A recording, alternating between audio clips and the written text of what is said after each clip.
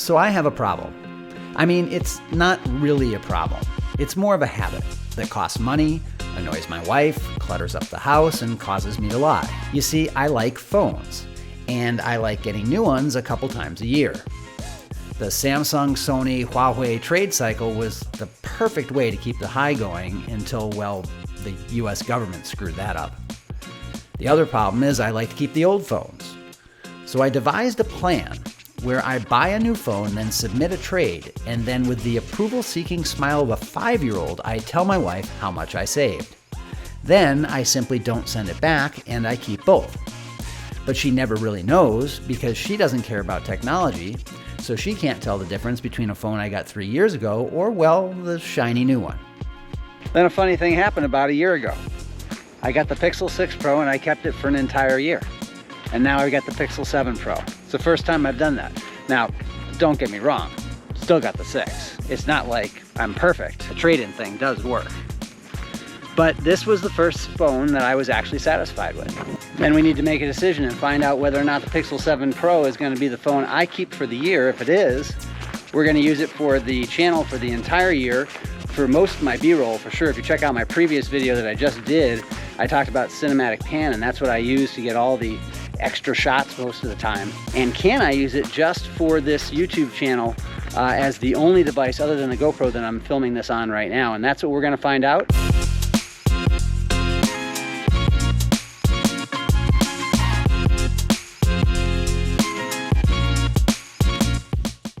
Pixel 7 Pro isn't so much a new device as it is a refinement, and like the boys over at Cupertino believe, why fix something that isn't broken? Pixel 6, on the other hand, was a quantum leap for Google, both in its commitment to hardware and the user experience. Pixel 7 is a step deeper into these waters, and the Pixel line now can for the first time make the argument that there is a true ecosystem for Android users who may find Apple just a bit too confined to space. This channel isn't about specs, and I never wanted to compete with the influencers who spend their lives digging into the minutia of smartphone technology. On this channel, we want to know, how do the basics work, and how do they really perform in a real-world scenario? That's why our reviews are road trip reviews, because, well, isn't that where you are every day? Whether you're on the road to work or on the road to vacation, your phone is at your side, even if others seem to want the attention.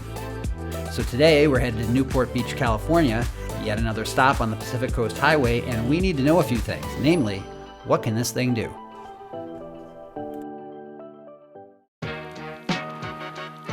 If you have the opportunity to hit the beach on a weekday in Southern California, and of course a fast pass, you'll find something very unique: less traffic. For us locals, that affords the opportunity to find a parking spot in Newport Beach, which is normally, let's just say, a nightmare. But today all the planets have aligned and we can get right to the point. Does the Pixel 7 Pro get the job done for a day at the beach, and do we see any improvements over the Pixel 6?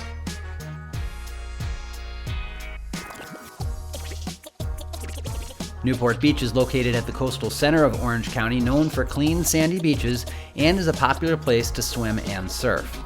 Balboa Island is a popular tourist attraction, and one thing that makes the area around the pier such a big draw is that there are great restaurants, shopping, hotels, and gift shops all within walking distance, as well as a boardwalk that is popular for those who want to rent a bike, crank up the tunes, and ride along several miles of scenic beachfront.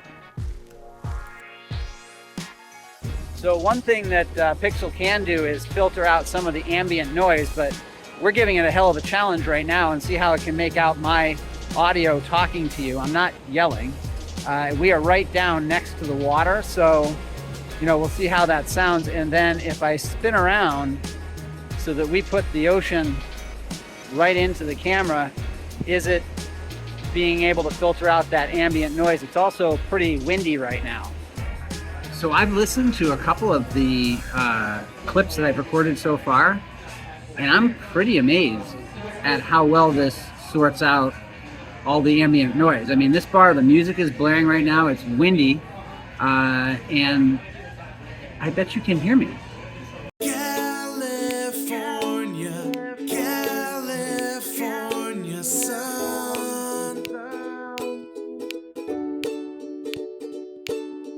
California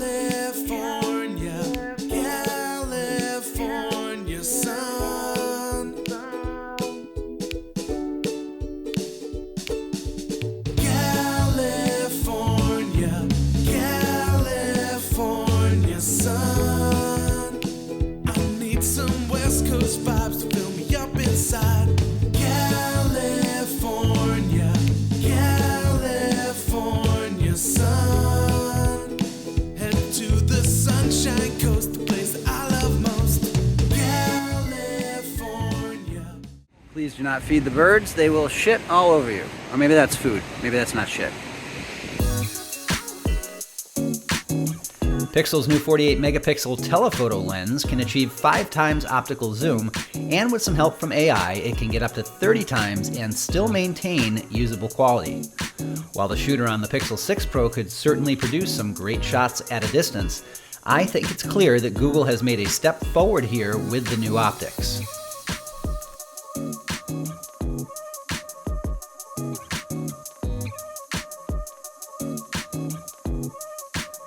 So I think the pier offered us quite a bit to test out the camera. And again, with the audio, it's really windy up here, so hopefully you can even hear what I'm saying. We're headed now to Dory's Deli, which is a great little spot. Good beer selection, always important. And it's got great bartenders, but it's a perfect place to people watch and to sit next to the ocean. It's got a great view. It's right on the main strip. So let's have a drink. If I had a problem with Pixel 6 Pro in past videos, it was for sure in low light. I clearly got a lot of noise, and stabilization quickly deteriorated in challenging lighting environments. Pixel 7 Pro, on the other hand, seems to have made some great improvements here, and no matter what I threw at it during the day, it performed perfectly.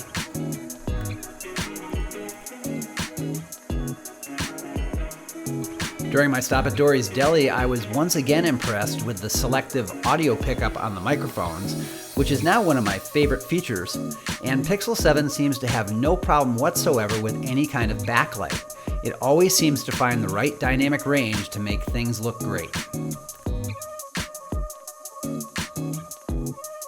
Now, one thing I have not had is any overheating issues with this phone. And with the Pixel 6 Pro, I had really bad overheating issues anytime I came down to the beach. This whole video was shot from start to finish on the Pixel 7 Pro, and I, for one, was impressed. I loved my Pixel 6 Pro, and I'm of the opinion that if you love yours, it still gets the job done. But if you decide to upgrade, or if you aren't a Pixel user and you want to try it, I can tell you I think it's good enough for me to use all year long as one of only 2 cameras for my entire YouTube channel. And if you have a chance to get to Newport Beach, take my word for it, you'll enjoy it, especially if you have a Pixel 7 Pro along for the ride. Thanks for joining us today, everyone, and next week we'll be on to the next device, and we'll see if there's anything that can replace this new Pixel as my go-to camera at He Has the Camera on YouTube.